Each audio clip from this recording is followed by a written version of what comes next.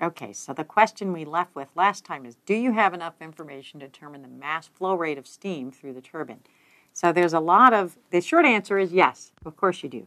The longer answer is, of course, you need it to draw your little system schematic and show, okay, well, you have one entrance and one exit that's been described, okay?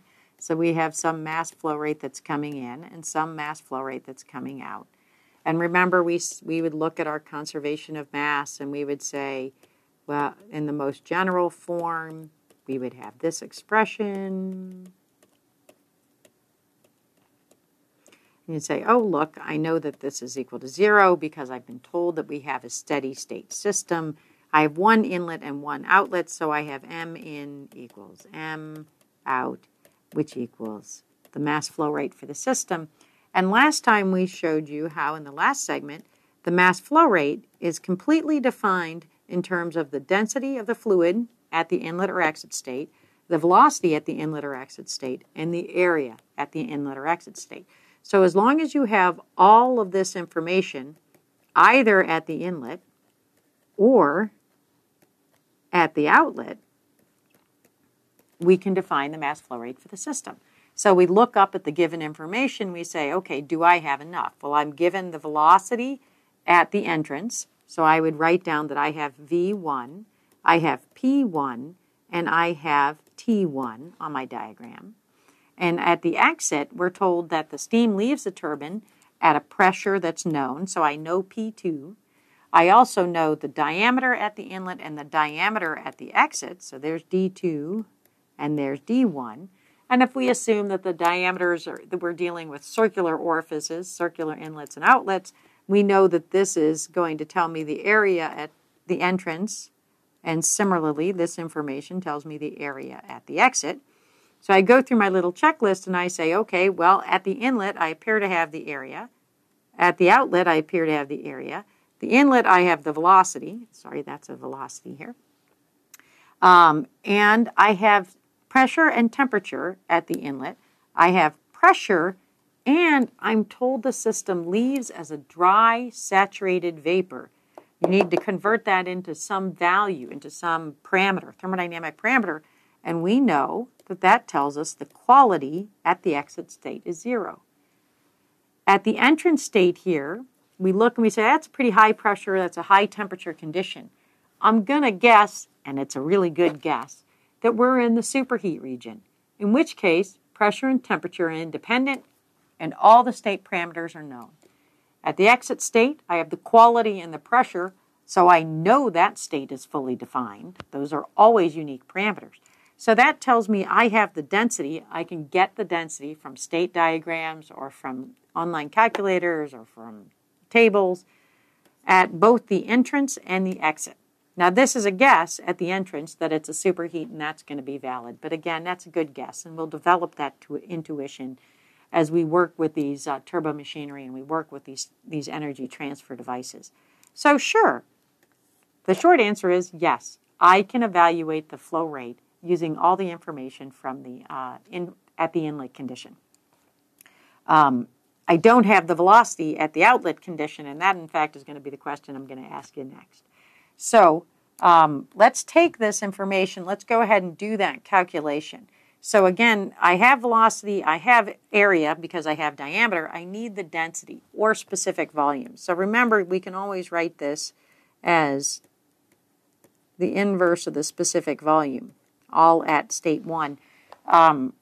In the tables, they typically will list the specific volume instead of the density. So just be, again, very fluent and capable of moving from one space to the other. So having said that, this is a good time for us to introduce the online calculator that we're going to use for this class. Again, I'll provide you with little excerpts of tables, so we're going to have to use those too. But let's start with just using the easier tool, which is the online calculator. Okay, so now you can get to the online calculator through this web address that's shown here, www.steamtablesonline.com. Now, we don't have full access to all the tables because we're using the free version, but that's going to be plenty for our needs. So we're going to click on Run Calculator for the properties of water and steam.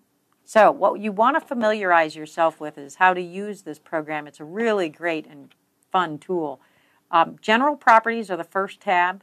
The saturation properties are the second. We have steam turbine, flash evaporators. These are getting more complex as we move across the tabs. They have the actual temperature entropy diagrams. We are not going to talk about entropy in this class. It's another thermodynamic parameter. Enthalpy, entropy, so it keeps going and keeps going. So we're really just going to stick with these first couple of tabs in this class. So what we want to do is define, we want the density at the entrance state. So we know that we have pressure and temperature.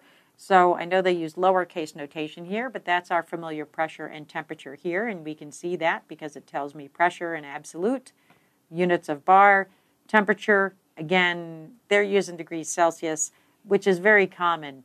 When we calculate anything with temperature, you're going to use Kelvin. But when we look up information on these online calculators, you're going to use Celsius. Okay. So we know from our problem statement that we have an inlet pressure of 69 bar. I want to make sure I got that number. And we have an inlet temperature of 538 degrees Celsius. And we're going to hit calculate. And it propagates this table for us. So again, if we come back, let me just confirm. 538, 60. Okay. So 69 bar, 538 degrees Celsius, and you can see we get everything and anything we want to know about that state. It's like I told you, you define two independent and intensive properties, you get every other property you'd ever want. So we can see here's temperature, these are input conditions here, density, specific volume, specific enthalpy, entropy, exergy, internal energy, you name it, it's all here. Heat capacity, we talked about our constant pressure heat capacity, constant volume heat capacity. But we wanted to come back with whichever one you want, either the specific volume or the specific enthalpy here. And we're going to use that in our calculation. We'll use the specific volume, the 0.052 meters cubed per kilogram. Okay, so we're going to treat that information as known. We have that. While we're here, because we want to expedite our process, we're going to collect information about the saturation state too. So recall that we had 0.051. We know that we are a saturated vapor. We're told that in the problem statement. So not often you won't know whether or not you're in the saturation region. And so what you would do is you could determine that you're in the saturation region through the information that you have. So if you didn't have the quality, and let's say you put in two parameters here that put you in the dome, the calculator would say you're out of the range of the tables. Okay. So let's go to the saturation properties because we know that's where we are. Again, notice that we've now changed the input configuration here. Now we have pressure and quality. And again, you can change those. Those are all, look at all the different forms you have here. You can do pressure, specific volume, temperature, enthalpy. You have a huge array of choices here. So we're going to put in the pressure at the exit, which was 10 bar, and we had a quality of 100% because it was a saturated vapor. And we'll do the calculation. And what we want to take back with us is the specific volume at this condition is 0.001 meters cubed per kilogram. And be sure you check those. Oh, I'm sorry. We wanted this. It took me to I read the wrong side. That's the saturated liquid results. We want the saturated vapor results. My apologies. I read the wrong column.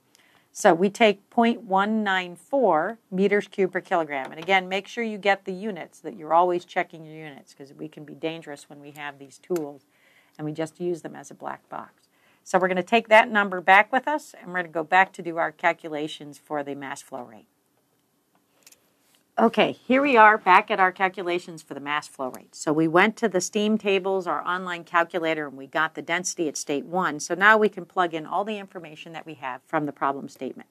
We have 64 meters per second times the area, which is going to be pi over 4, times the diameter at the entrance squared, so that's 0.45 meters squared, divided by the specific volume at the entrance state, which we looked up from our calculator, and we found it was 0.0518 meters cubed per kilogram.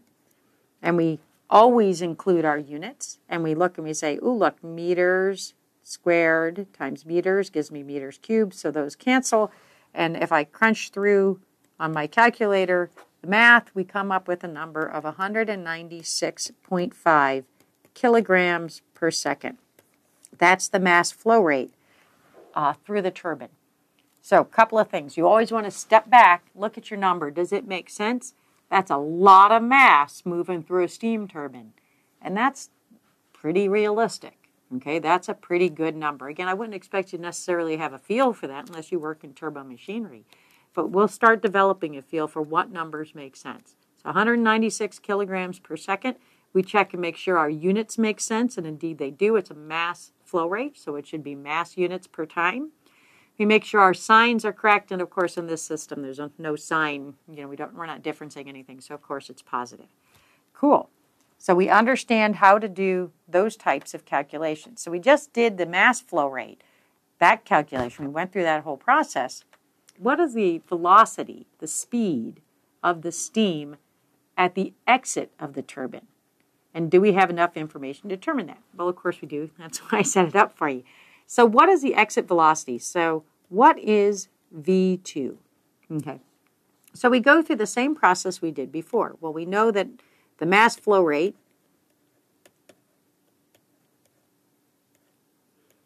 is given by this expression at the inlet and the outlet. So if this is what we're looking for here, we just solve for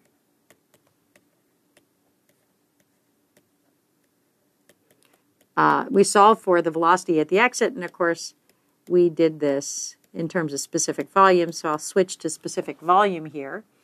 And again, A2 is already, we know the diameter, we already went to the steam tables, the saturation tables, and we got the density at the exit state.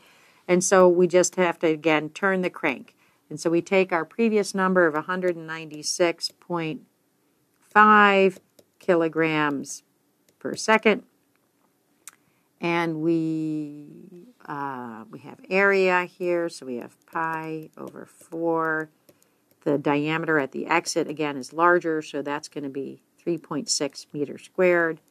We multiply that by the density we found in the table, which was found in the online calculator, which was 0.194 meters cubed per kilogram. And we go through and determine that the velocity at the exit is 3.75 meters per second. And again, the kilograms here will cancel, meters squared canceled with cube, leaving me, again, these units. So again, this system helps me by saying I checked my units, it confirms that that's correct. We look at the number and say, does that look reasonable? And again, I don't expect you to have a good feel for speeds of fluids at this point in time, but we'll develop those tools as we go through this class. The other thing that's really useful as you go through these types of exercises is for us to look at things like, okay, well, the mass flow rate we know is proportional to density. It's also proportional to diameter squared and to speed. So if we wanted to double the diameter, we're going to have a quadratic effect on the mass flow rate. So it's good for us to understand these ratios, to understand what happens as we change physical dimensions or if we change thermodynamic properties. So those are the types of things you should always step back at the end of a problem and don't be satisfied with just the number. Look at what you've learned in the whole process. What have you understood in terms of the general features of the system? Okay, so we've gone through and we've determined the mass flow rate through the steam turbine. We've looked at the velocity, and we've determined quantitatively the velocity at the exit of the steam turbine. We did this by looking up the information we needed in the steam tables, in this case, the steam online calculator. So that introduced us to that tool at the same time. Now what I want you to do is sketch for me what this process looks like as the steam enters the turbine at state 1 and exits the turbine at state 2. So put that on a PV diagram. I want you to include the dome and label states at the inlet as 1 and the exit as state 2. And that's where we'll start the next unit. Thank you.